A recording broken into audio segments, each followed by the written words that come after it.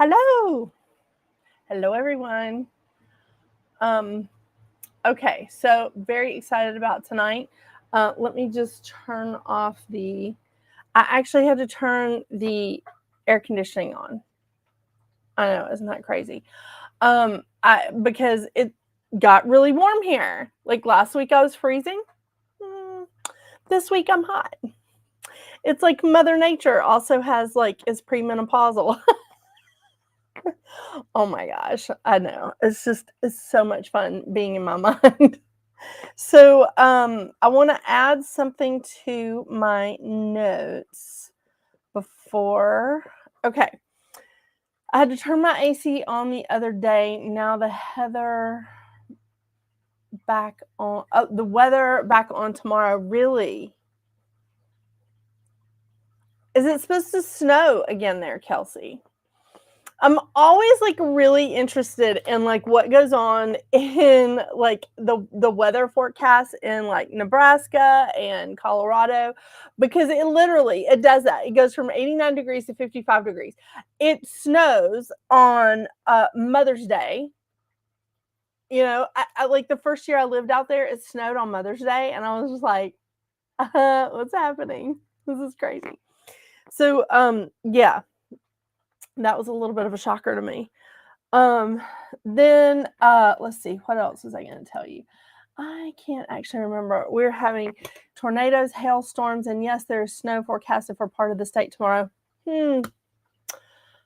It's so exciting to live in some of the square states, right? Oh my gosh, it really is. I dig it. I dig it. I am so excited to talk to you guys tonight about these cards, because I did get some questions about doing readings.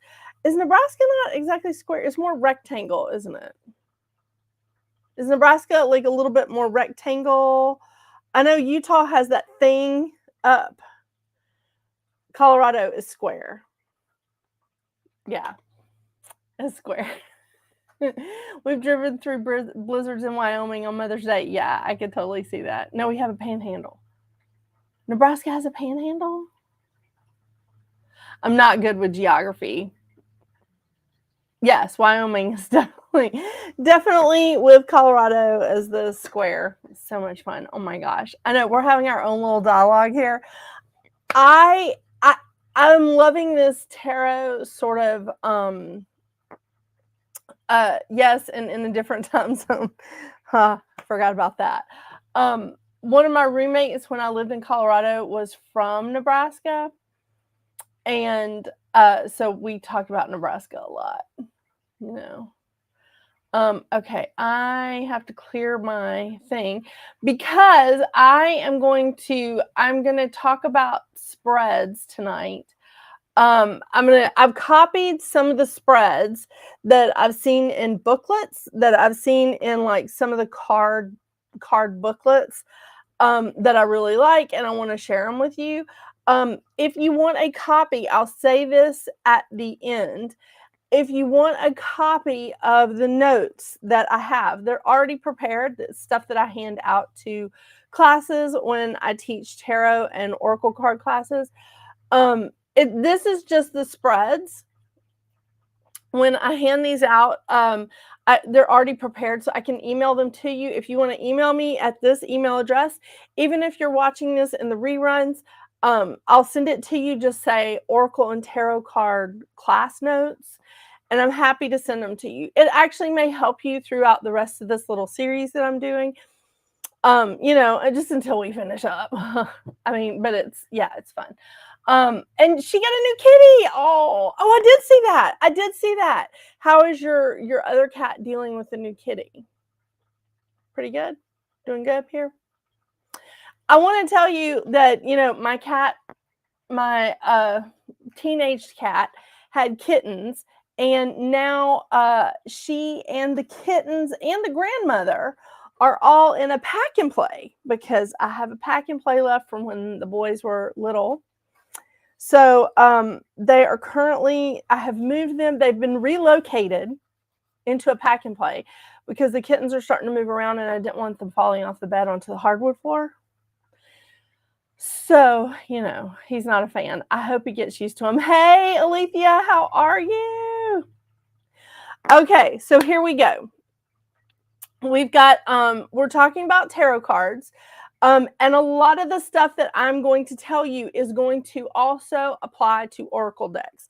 So if you're new to tarot or you're, a little bit hesitant about tarot, I get that 100%. I'm with you, because it took me a really long time to come around to tarot. Many classes, many card decks that I would purchase and then give away because I was like, no, it's not working. So I understand the hesitation. I do. I get that. And I just want to tell you that it's okay if you just want to stick to oracle cards, that's fine. If you're just here just because I'm so much fun, ha ha ha. Yeah, that's cool too. But the tarot, a lot of the stuff that I'm talking about tonight will apply to oracle cards as well. Okay, because some of the stuff here is across the board. All right, I really, really want to talk about how you do readings. I want to talk about your integrity. I want to talk about how to clear the decks. I want to talk about breaking them in. And then we can go to really interpreting the messages. I want to spend more time on like the different cards, what their meanings are, what their meanings could be. And again, like giving you some like the tarot card class that I took that actually got me to appreciate and like tarot cards was taught by my friend Kat. I cannot tell you how much I appreciate her for giving me like that desire and opening me up to tarot cards for real, instead of just being like, I don't really like them because there's a lot of rules. Okay, there are some, but it's not like a ton of stuff. It's not something that I can't get around. And she gave me these handouts. She gave all of us that were in the class these handouts, like that were like simple little definitions and meanings of the cards. And I do agree with those meanings. However, I have expanded on them because I've taken some more tarot card classes. I've seen what other people have to say and how other teachers teach the tarot card classes. And I'm not saying anybody's right or anybody's wrong. I'm saying everybody's right and everybody's wrong. That's what I'm saying. Because it's not black and white. It is not. There's a lot of like different nuances to these cards. I was talking about this a little bit last week. There's a lot of different ways of looking at things. And I want to open that up to you guys. So I want to spend a lot of time on the meanings and the definitions, going through the major arcana, going through the minor arcana, which that could take a long time, but I'm not going to go through every single card like, I'm going to like go through it, but I'm not going to like camp out in it. Okay. I'll spend more time on the major arcana, just because there's only 22 of those cards, but there's over 50 of the minor arcana. That's a lot. It's a lot. So anyway, let's get back to topic tonight. So really working with integrity, this is a big deal. We talked about choosing your cards and how really what resonates with you is the best way to go, 100%. Now, let's talk about breaking in your cards, okay? When you break in your cards, the first thing you want to do is open up that deck, okay? Open up that box, and I want you to go through and touch every single card. Touch them all. Touch them all, look at them, don't look at them, have the deck upside down, touch them like this way. I was about to say from behind, but that sounds like a sexual position, so I'm going to not say that live on YouTube and Facebook because that would, yeah. So again, what you want to do is just go through and touch every single card. If you want to spend a little time on it, each card, meditate on it, take a look at it, get to know it. That's cool too. But really, I just want to get your energy and your essence into the card. Okay. I'm saying again, these are not hard and fast rules. This is not gospel, okay? This is guidelines to help you get to know a new deck. This is guidelines to help prep you for getting out there and doing readings. This is what this is, okay? If you do not like my methods, that is absolutely fine, and that is a-okay. You go do you. Take another class, do whatever you got to do. I encourage you to do that. I'm just telling you some of the things that I have learned through years of working with oracle cards and only about 4 years of really deeply working with tarot cards. I've bought different tarot cards like since the late 90s. I've bought tarot cards and just been like, this doesn't work for me, and given them away probably 5 times. I mean, I'm being conservative, but the oracle card decks, oh my gosh, I fell in love. Doreen Virtue's oracle card decks are the first things I fell in love with. My very, very first deck was the Russian Gypsy fortune telling cards that I bought in 1995. And I love them. I still love them. But the oracle card decks were really just amazing to me. Truly, truly amazing. It gave me a lot of freedom. These cards are meant to stimulate your intuition, to help you do readings for someone else or for yourself, if you can do that. I'm not good at that. But this is to trigger and stimulate your intuition, okay? You can just read them and just be like, okay, you know, this is what this means, and just read it from the book and be dry with it. You can do that. It's not as much fun for me because I do enjoy using my intuition, and I like getting readings from people that are using their intuition. But again, you can absolutely do that. If you want to throw the cards down, use a traditional spread, and then read it from the book, absolutely, you can do that. You still need to interpret them, which is where the integrity comes in. So the first thing is getting your essence, getting your energy on every single card.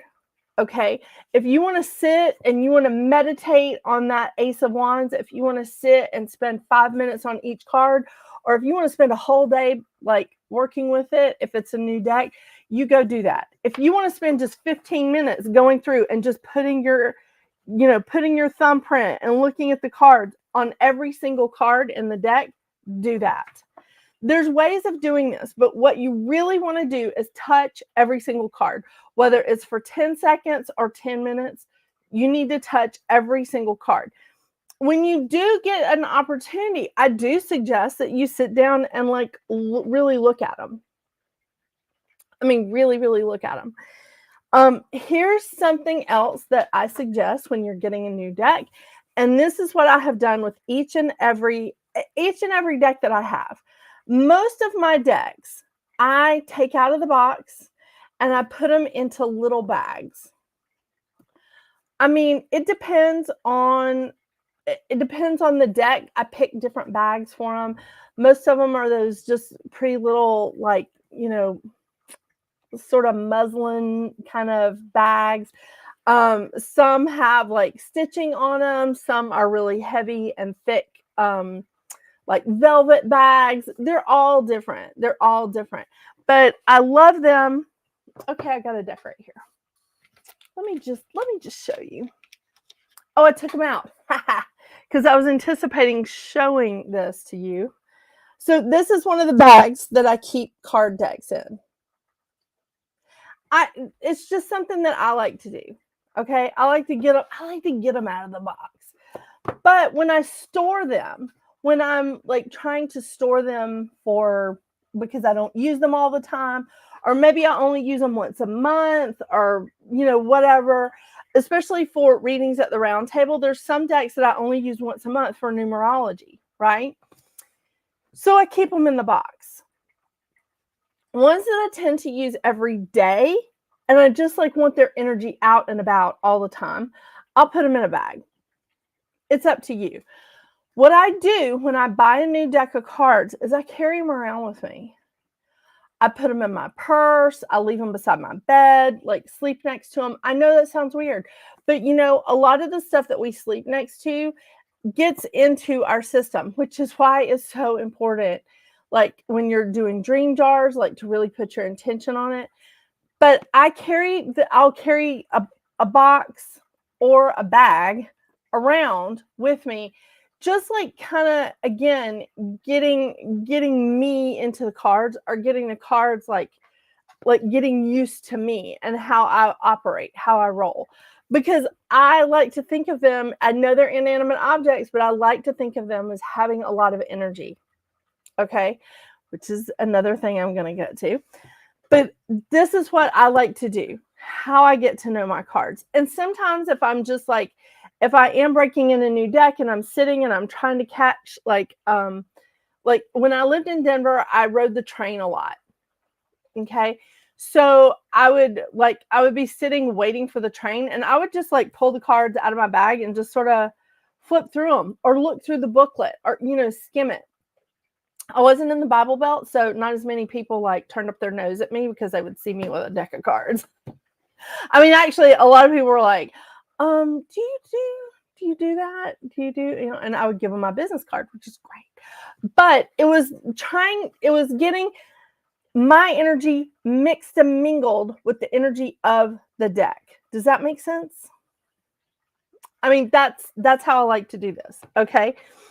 If you're short on time and you bought these cards at 10 o'clock in the morning because you needed them like later that day, or you need them for like something that you're doing and something happened to your cards, which I'm also going to get into, damaged cards, then really, as much time as you can, just like concentrate getting your energy like mixed and mingled with the cards, as much as you can. Go through every single card, spend as much time on it as you can, hold it next to you, keep them in your pocket, whatever you got to do to get your energy mixed in, and like so that you can use them later that day or in an hour or whatever. Okay. So, and what that's also going to do is it's also going to help you get any energy that had been on those cards, like in the development, in the process of being made, all of that energy is going to come off of them, and your energy is going to replace it. Very important. So the other thing is clearing the decks. Now, in between clients, and now when I'm doing my readings for readings at the round table, in between my readings for, Sagittarius and Pisces, because I read the cardinal signs together, I read the mutable signs together, and I read the fixed signs together. That's my process. But in between my readings, what I will do is sit selenite on them. I shuffle. I shuffle them like backwards because I don't like my cards to be bent. So I sit, and I did a whole TikTok on this. I shuffle my cards backwards with the face up. I shuffle them backwards, and so that way my cards aren't getting like bent in like one direction. This is why my card decks are so flat. I do that, and then I sit the selenite on them, and I'll let them sit for like 10 minutes. When you're at a psychic fair and you're reading back to back to back, you don't get that 10 minutes. You don't get that break.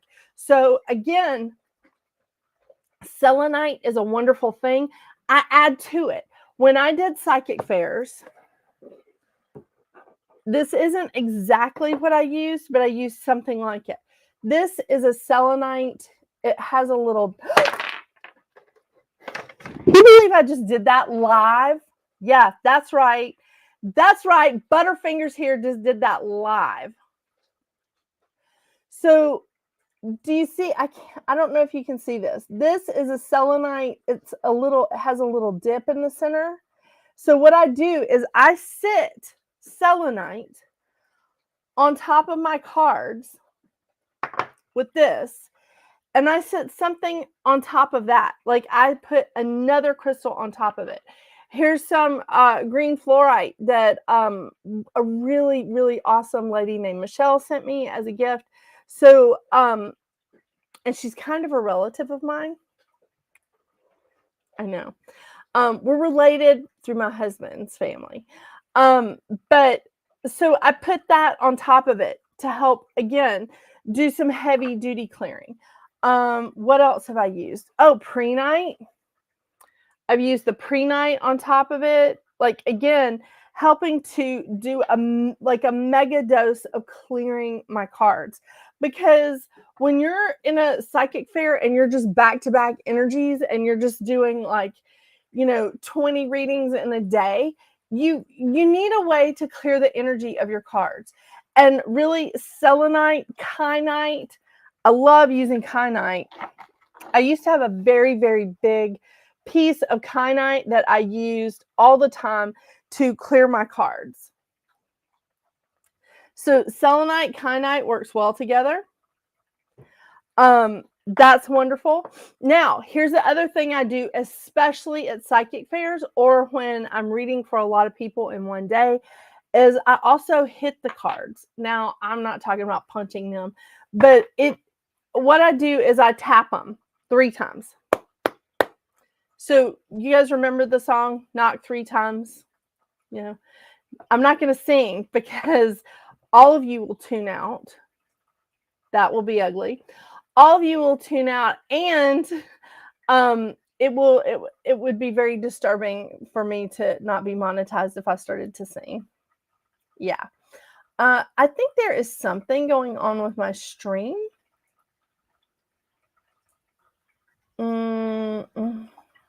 Okay. Sorry, I keep getting these weird messages that something's going on with my stream. So just checking. So that's the other thing I do is I take my cards after I've shuffled them, like maybe before or after I clear them with the selenite. And it doesn't take long here, folks. 15 seconds, you're good. It does not take long for the selenite to do its work, okay? The longer you can leave it on there, obviously the better, but it really does not take long. If you just need to put the selenite on there with whatever crystals you have on top of it just for a minute, it's good. It's sold. We're good. So what I do is, and then I start the spread. Hi, Lisa, how are you? So then I start I'll just shuffle, bringing in my client's energy or bringing in the energy of Pisces or whatever I'm reading for. You see what I mean? Hey, Jasmine. Hey, Jasmine Muffin. Jasmine had an allergic reaction today, so she's just, she's not having the best day. Thank you, Mercury retrograde. Am I right? Yeah. So, after I knock them, I just continue on. I shuffle. Okay, I usually shuffle better than that. So, that's what I do. Okay, that's how I keep the energy clear of the cards. So, if I'm reading for Kelsey, and then Kelsey leaves my table, or I hang up the phone with Kelsey, and then I talk to Alethea, I'm not getting Kelsey's energy in Alethea's reading. Does that make sense? And the same, if I am reading for Alethea and then I move on to Lisa, I am not getting Alethea's energy in Lisa's reading. So it's a good thing to clear your cards. It's also a good thing to clear yourself. Again, doesn't take much. Just hold on to the selenite, hold on to the kyanite. Clear yourself while you're clearing your cards. They are your tools, okay? So you just hold on to it just for, really, you don't have much time in between readings when you're at a psychic fair. If you ever do them as a professional, you don't have time. So you just take 15 to 30 seconds, whatever time you got, clear you, drop the selenite on your card deck, and just let them clear as long as you can. Have your client come sit down. What information do you need? What are you looking for? Start doing your spreads. So that's that. Now, there's other ways that you can clear your cards, and I love, love, love watching other people do this because I'm always fascinated with how people take care of their tools and how they clear their stuff. So you can definitely use smudge, but at a psychic fair, or if you're working with someone who has asthma or has issues with breathing, COPD, whatever, you can't necessarily smudge at the table. I mean, I've done house clearings where like the children there have had asthma or had difficulty breathing of like for some reason or another, and they won't let me burn stuff in their house. So I do use sprays. I mean, I use essential oils and alcohol mixed with moon water in a spray bottle, and I spray it around. Now, so that's another way. I don't actually recommend you spraying water on your cards, but I'm just using it as an example. Okay. Sound. I really like how some people use different like wavelengths to clear themselves and their tools. So anytime you're at a psychic fair, you'll always see people that have like some sort of little sound thing, and they'll tap it, they'll ring a bell, they'll hit a triangle, they'll use a like a little one of those little bars that they just hit it and it reverberates, and it's clearing them and it's clearing their tools, it's clearing their cards. So you can absolutely use that to clear your cards. I already said like tapping, crystals. Thank you, Mercury. And some people just Some people just shuffle a specific number of times. So that's an agreement that they have with their guides going, I want you to clear my cards when I shuffle 7 times. I want you to completely reset my cards every time I shuffle 7 times. And then once I start like doing the reading, or once I get them cleared, then I'm going to shuffle like 11 times, or I'm going to shuffle like, 15 times or whatever. But when I shuffle just 7 times, that's your trigger. That's your indication that my card deck is clear. And a lot of people do just have that connection with their guides and saying, this is what I'd like for you to do. And their guides and angels clear their decks. That's pretty easy too. That's a very easy way of handling it. So that is clearing your decks and making sure that you do take care of the energy of them. Now, here's the other thing, taking care of your decks. When I worked in bookstores, I didn't like to leave my decks out. Okay, if I left my decks there, which I did most of the time, I would leave them in a drawer with a crystal on them. I would put them back in their bag with a crystal on them, or in their box with a crystal on them, and I would tuck them away. There were a few bookstores that I didn't have like space, that I was just like, in and out. I didn't have like a set office, so I couldn't like leave my stuff there. So I just kept them in my bag, and I would just tuck the crystals in the bags with the cards.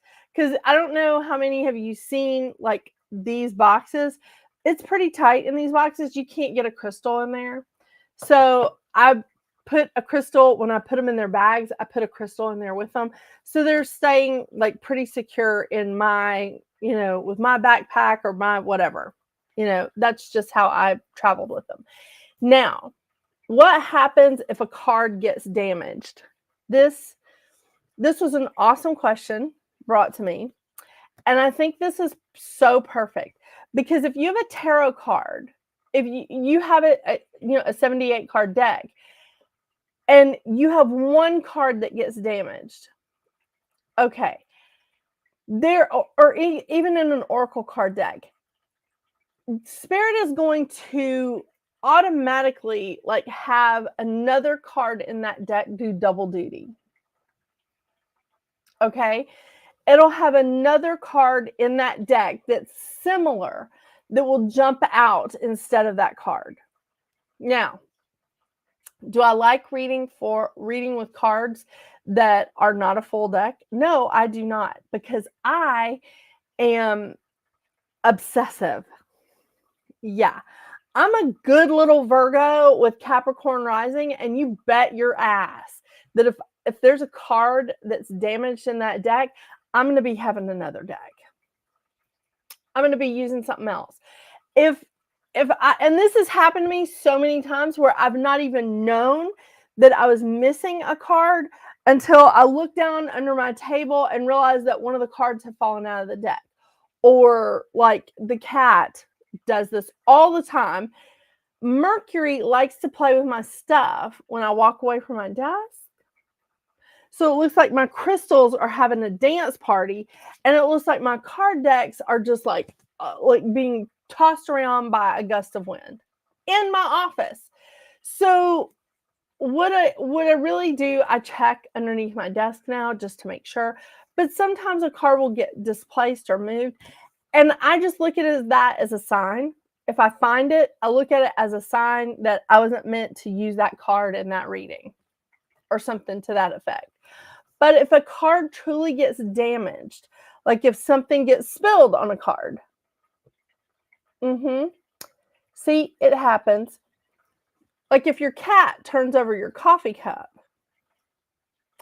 and something gets spilled on a card deck, not that cats would do that, God forbid, but if something gets turned over, if something gets damaged, I like to just get a new deck. This is just me. That's the, again, a little OCD here. I want my card decks to be pretty close to perfect. Okay. I really do. However, I have seen people use card decks that have rings around it where they've sat their tea glass down on it and it's left a ring, on it. That there's coffee spilled on them, there's tears in them. I have actually worked with people that have just been like, oh no, I've had this deck since 1992, and I don't think I need a new one. And the cards are screaming out, replace me. But you know what? If they still have a good relationship with those cards, if they understand the meanings of them and they're just like, oh no, it's fine. They're shuffling it up and they're just like, it's good. It doesn't matter. Then that's the way to go. You replace your cards as you feel necessary. But really, when you have a damaged card that that is not replaceable, that you can't really do, you feel weird, or if you just feel weird about your card deck, this is something else that I've seen happen. As someone that I used to work with, she swore that her cards did not talk to her anymore after somebody else shuffled them, after somebody else used them. And I was like, is that a thing? Like, you can't clear your own deck? And she was like, I just have not been able to really resonate with that energy anymore. And I was like, okay. So she took the card deck out and buried them. She was like, yeah, I'm done with that. So she didn't even want to give them away to somebody else. She took the card deck out and buried them. And then she went and got a new deck of cards. Okay, that's fine too. But that's something that I don't do. When I do readings for people, I pull that person's energy in. That's why I get their birthday and do their numerology, and I do now I do their charts. So I've always done their numerology, but now I also do their charts. So I'm pulling in their energy in. I don't want anybody else touching my cards anyway. But I mean, some people hand the deck and say, cut the deck, because they're trying to get your energy into the cards. And I get that, but I don't like that. I don't like for people to touch my decks. So I pull their energy in myself. You can do whatever you want. If you want to hand that deck of cards over to the person across from you and say, here, cut the deck or shuffle them out or whatever you got to do, go for it. Okay? So that's that. If you are missing cards, my my advice, it is, again, not law, it's not gospel, and it's not written in stone. If you are missing a card from the deck, I would replace them. I would replace the deck. Unless it's an irreplaceable thing. Hi, Rebecca, how are you? From England. So that's what I would do. If you have a damaged card or something that you don't want to work with anymore, I would just replace the deck. It's not easy. It really isn't. I just, because it distracts me, and I can't do a good reading if I'm distracted by a card that has coffee spilled on it because my cat decided to be an ass. I mean, again, does anybody else have cats that do this? Yeah. So there we go with that. Now, here's the thing. When we talk about interpreting these cards, when we talk about going through the meanings of these cards, when we talk about this, I need you to act with integrity, okay? It is really, really hard for me to read for people that I am extremely close to. I don't like doing readings for my husband, Dr. Seuss. I don't like doing readings for him because I'm too close to him. I'm too close to him. I can't do that. I don't like doing readings for really close friends of mine, for my parents, people that I get attached to. And it's hard because I get attached to my clients, especially ones that I've had for years and years. I get attached to them, and I feel like I'm just like, I want this to happen for them. No. You cannot do what is right for you. Okay? You have to distance yourself. You have to step outside of that picture. You have to step outside of it. You have to put your heart on a shelf, put your emotions behind you, and you have to interpret the messages that are being given to you. You have to interpret the messages that you're seeing in the cards, what you're hearing from your intuition, because the card is triggering something for you. The card is saying, hey, remind them of this. Tell them this story. Give them this parable or this metaphor or whatever. Don't just say, I want this to happen for this person. It's really, really hard, especially when you're close to people.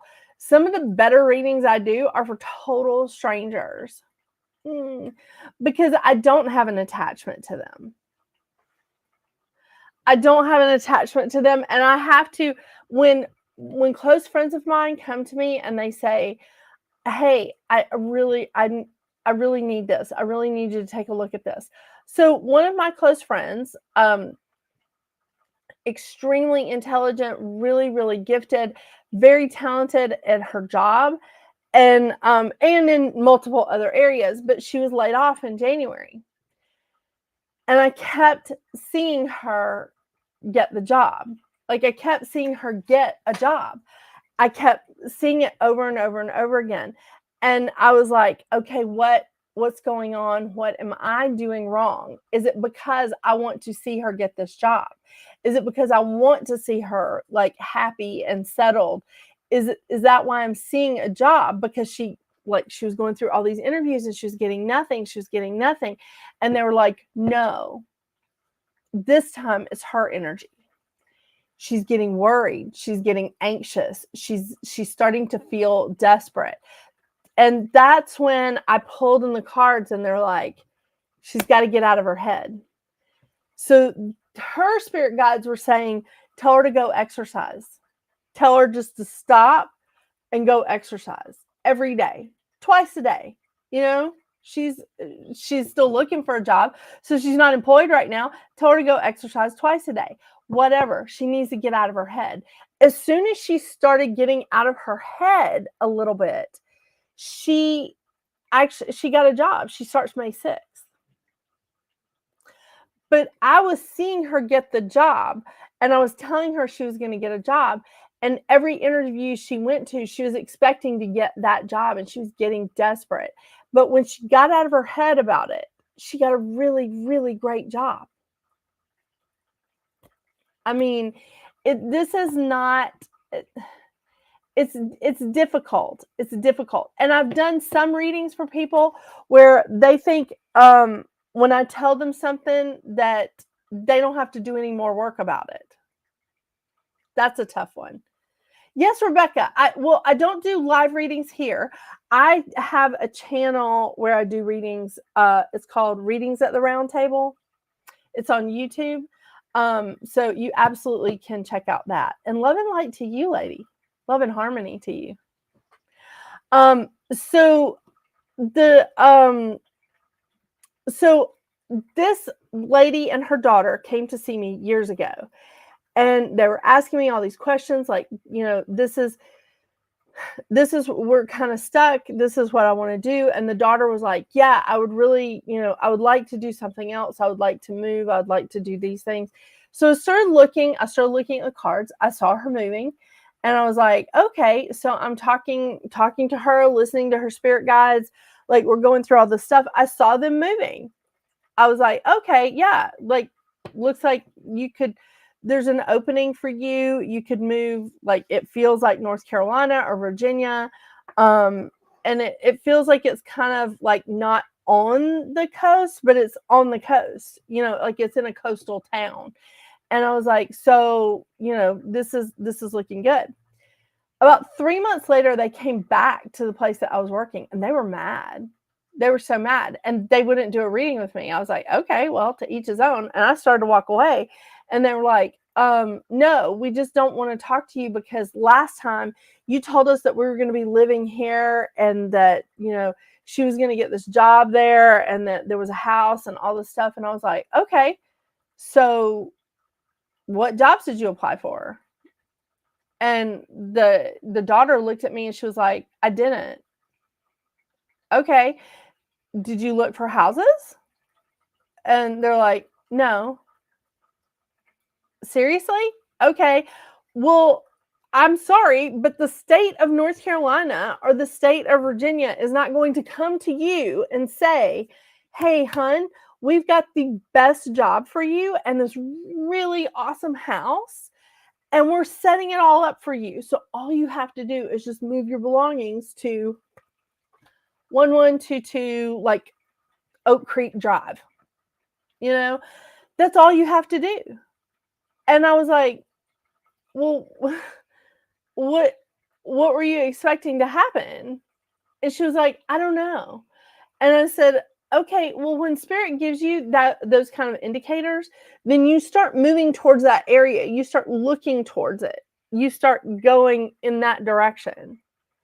It's like me telling someone that I see them being married, I see them having children, and here it is like 8-9 years later, and they're not married and they don't have children. And I'm like, what? Okay, what happened? And she's just like, well, I just like, none of them seemed like what I wanted. And I was like, okay, well, I get that. I dated for a long time, but what she missed is that she actually wasn't really dating. She was just meeting like random guys and just thinking, no, I don't like him. Well, did you talk to him? Was he married? Was he dating someone? Was he single even? Like, did you talk to him?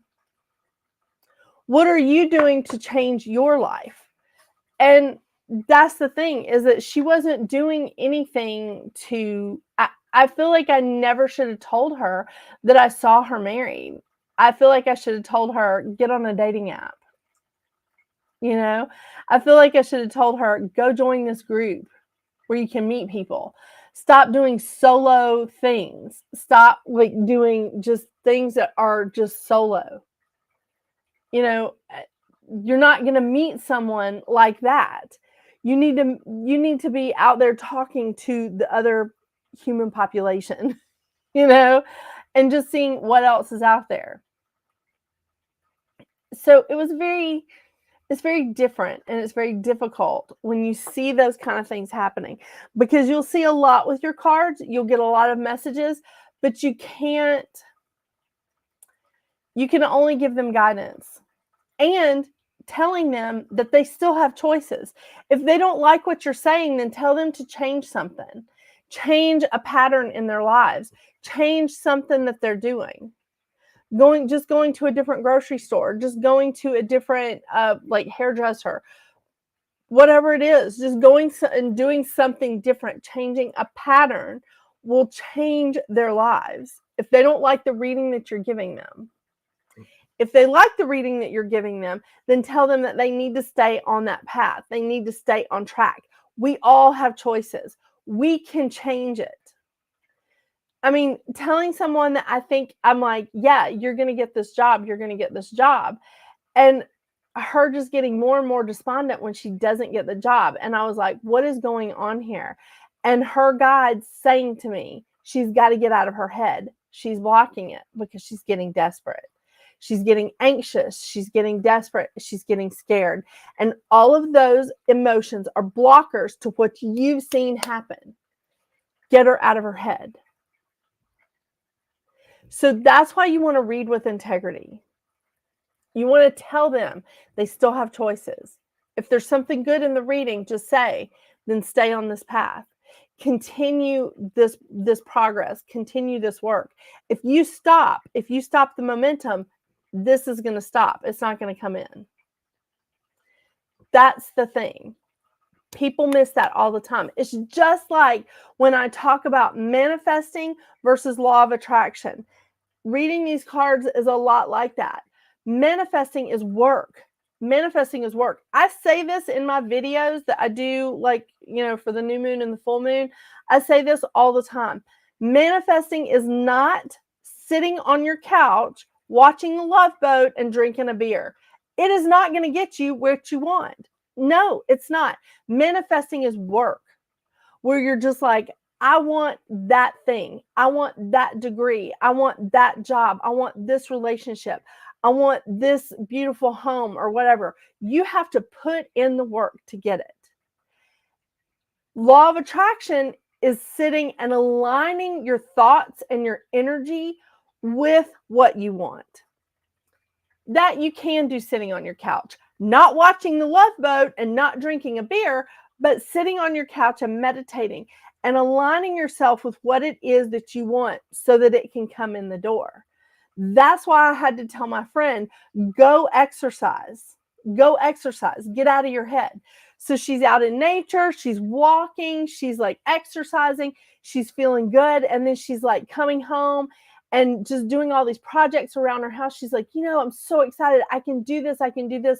I'm not working right now, so I can get all these little projects done. And I'm like, that's great. That's great. And then she got a job because she was able to align herself with getting happy about doing work, even if it was work doing in her home. She was able to align herself with that. But the whole time she was manifesting because she had not stopped updating her LinkedIn and putting out resumes and applying for jobs and applying and applying and applying. If I'd told her she was going to get a job and then she never applied for another one, we would not be celebrating the fact that she's starting her new job on May 6th. So I feel like that's part of reading with integrity. We're here to help guide people and show them that they have choices. Spirit does not back us into a corner. Okay? Read with integrity. And you will see detailed information. You'll get detailed information. I don't tell people as much details as I used to. Because I understand now why Spirit doesn't give me details for my life. Because I would mess it up. I would totally screw that up. 100%. And I have. They've been like, hey, we're bringing you this really great thing. You're going to love it. This is what's going to happen. And I inevitably could screw it up. But that's okay. We're getting beyond that now. One hopes. So I want to talk to you really quickly about spreads, and then I will go. I'll leave for the night. So the first one I want to show you is this one. Here is the traditional Celtic cross. You do not have to use this with the tarot cards. I used to think that you had to use the traditional Celtic cross with the tarot cards. You do not. It is not a requirement, but this is something, again, that I have in my handout. This is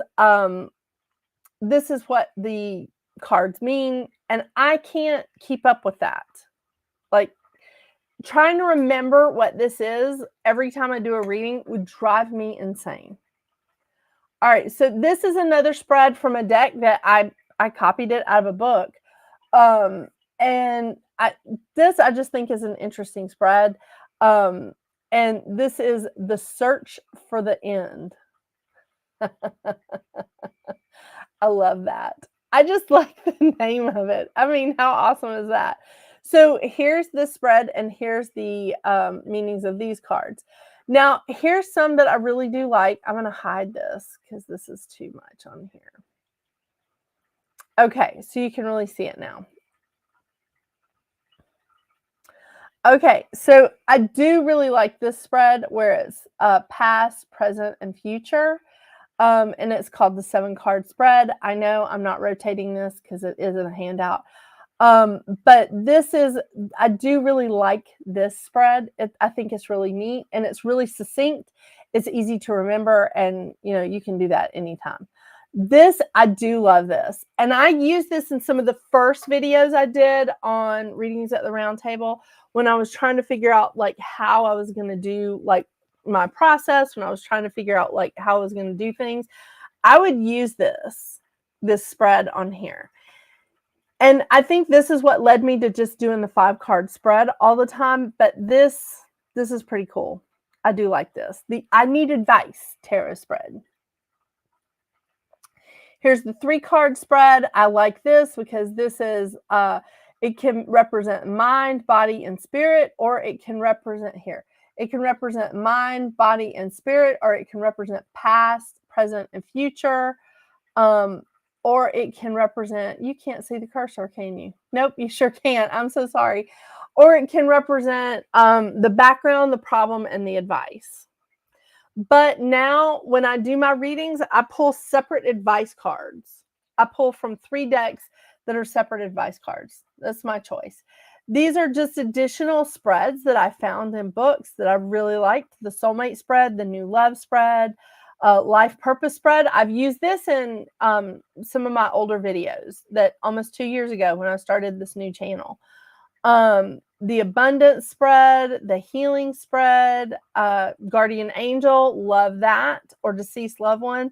What your angels want you to know, and looking ahead. I love to use the looking ahead in my New Year's readings. I love to use that deck. I mean, that spread. So it's very interesting.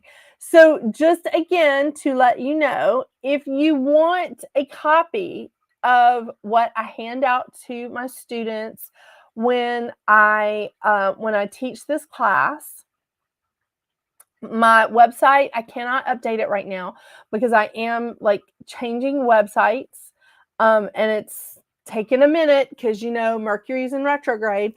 It's taken a minute for all of this to get settled and shaken out. So I'm not going to be able to post it on my website. You can download it yourself. You're going to have to email me at this email address. Even if you're watching this in the reruns and you're watching this like months after this live is over, you can still email me at this email address here, and I will email this to you. But you have to say, I want the handouts from the tarot and oracle card class, okay? Because otherwise I'll be like, what? So this is a really, I have a lot of, there's a lot of classes that I used to teach. This is one of them, and I can send you, I think I have the outline, and I can send you all the spreads, and you can play with these yourself if you have a new deck, or if you're just like wanting to experiment with like some new spreads or whatever. So it's an option for you. It's not the only option, of course, but it's an option for you. Next week, we're going to continue on this, and I am going to go through the major arcana next week. We're going to spend a lot of time on the major arcana. I don't know if I'll get through it in an hour. I'm going to try. I talk a lot, but I'm going to try really hard. So what I would like to do is sort of break it up into major arcana as much as I can do in an hour. And then I'd like to start on the court cards, which is King, Queen, Knight, and Page. And then I would like to do the rest of the minor arcana. So I've done this sort of series like before on its own, but I'm updating it as I'm going. But if you want to get your cards out, we can talk about, I'm going to have like the differences in what some of the cards look like the different Fool cards, the different Magician cards, what they look like. And then we are going to talk about the meanings, talk about like the nuances of the meanings, how it could be interpreted, and we'll go from there. Okay. I know this can be for beginners, but I also feel like that if you've been reading tarot cards for a long time, this could give you some insights as to some different meanings. And that's why I still take tarot card classes. It's not because I feel like I don't know what I'm doing. It's because I feel like there's always room for continuing education. I feel like there is room for continuing education in every single field, including this one. Okay, so I like to just see if there's something new out there, if there's a new deck that I'm missing, if there's something going on or new interpretations or something. I like to see that. And I think that, again, it helps me operate and it helps me vibe with maybe some of my clients that are in a different generation or a different age bracket. And it helps me to understand like some of the new decks and some of the newer ways of interpreting them. We have changed so much as just a group of humans. We've changed so much as a world, as a universe here in just the last 20 years. I mean, really, in just the last 20 years, think about all the stuff that has come about. Literally, everybody has a cell phone now. 20 years ago, it was hit or miss. I got my first real cell phone, like that was mine and had more than 15 minutes of time on it. I got mine in 2002. So, no, 2003. So that's saying something. Google has come around. We had MySpace, then it moved to Facebook. Now it's Instagram or Snapchat, Twitter. Oh my gosh, all of this shit. So there's a lot of stuff going on in the world. And I feel like we have to roll with the times. And learning new ways of interpreting these cards or a new way of seeing some of the meanings, I feel like does help us because we've changed a lot in 20 years. Yeah. So keep that in mind. It's always good to have some continuing education. And if there's a tarot card class out there that's free or $20, it might be worth it just to drop in. I do it. I mean, all the time. If the tarot card class is less than $50, I'll jump in. If it's really expensive, I'll jump in only if I trust that person. But it's interesting. So tell me what you think. Let me know if you have some specific questions. Just email me. Let me know what you think. Let me know what's going on. I love the tarot cards now. I didn't for a very long time, but I feel like this is a lasting love for me. And I again thank my friend Kat for introducing me to the tarot in a way that I appreciate them, because I really didn't for a long time. So that's that. Next week, we will start with the major arcana, and then we'll move to the court cards, and then we'll go to the minor arcana. Obviously not in one night, but we're going to do this to sort of wrap it up. So you've got some spreads. You know how to clear your decks. You know how to take care of them. You know how to choose them. We went through a lot of them last week. Am I right? You know how to break them in, and interpreting the messages, that's going to be up to you, whether you want to do the literal message or you want to do it intuitive.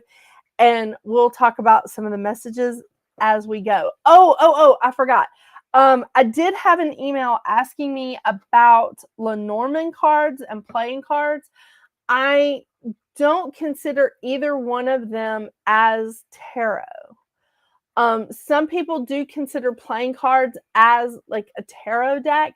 I don't. I understand that that's where the tarot deck originated, like in the 1300s or whatever, but that's not where I'm sitting, because the playing cards that we have now don't resemble the cards that they used, several hundred years ago. So that's something too. I don't look at playing cards as tarot cards. I do love it when people read the playing cards. I am fascinated by that. I am fascinated by it. I love it. I have a couple of books on it. I think it's just a really cool thing. And I may even do that as a subject here one night. And the Lenormand cards, I really like those too. I have a couple of friends that really use them all the time. Gretchen, the lady that introduced me to the,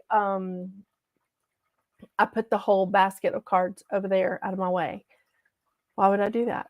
The lady that introduced me to the Morgan Greer tarot cards, that are so beautiful. She does Lenormand all the time. And I think they're really cool. I think they're interesting. I don't think that they're tarot. Okay. It's just like, these are called the Psychic Tarot, and y'all know I love this deck. I love this deck, but I don't consider this a traditional tarot. Okay. So there you have that. I hope I answered that question. I also emailed you, to the person that asked me that question. I emailed you, so check your email. All right. Do you guys have any questions about tonight? If you don't, that's okay. If you want to email me because you don't want to put it out there, I understand that too. Just let me know like what your thoughts are. If you have questions, email me if you want a copy of these spreads. They're already done. I don't have to type anything up. It's already done. I just send it out. Yeah. But make sure you email me at this email. The email has changed. Okay. Because last month I had an invader on my other email account. So this is the new email account to reach me. All right. Thank you guys so much. I really, really appreciate y'all. You're awesome. I love this group so much. Thank you again to Carrie Rodriguez at La Hermosa Bruja, the beautiful witch, for allowing me to stream to her Facebook platform. I so appreciate it. Y'all, she's doing some great stuff. She does readings. She has an awesome website. Please check her out. She's really, really great. And I hope you guys have an awesome, awesome week. I'm very excited because we got a full moon coming up, which means that we're going to be resetting the energy from the eclipse energy and all this shit that's going on. We're going to be resetting it. And we're going to enter like a little bit of a new phase. It's going to be fantastic. It's going to be great. And it's going to be better. It definitely is. What we're dealing with now is that Jupiter-Uranus conjunction that is happening on April 20th. But we're still going to be feeling that energy all the way through till about May 19th, 20th, 21st, somewhere in that area. Make sure you check out your zodiac reading and your numerology readings on Readings at the Round Table on YouTube if you haven't already, because I'm just that fun. Thank you so much, you guys. I hope y'all have a great week. And until we see each other again, what are you going to do? Get out there and make your magic. Bye.